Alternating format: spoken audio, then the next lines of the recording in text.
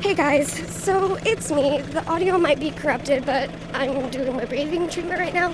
But my town that I live in is under a tornado warning. And look, it's hailing. Ping pong ball size hail.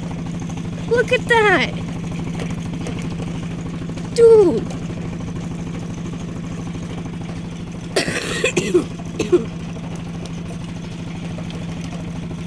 I haven't even seen hail all this year. This is the first time I've seen hail.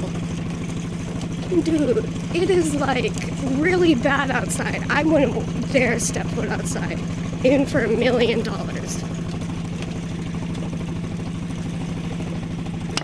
Oh shit!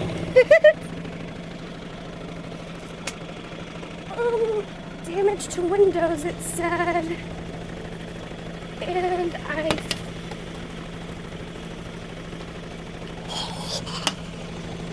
And my window's gonna break. That piece of hail just put a crack in my window.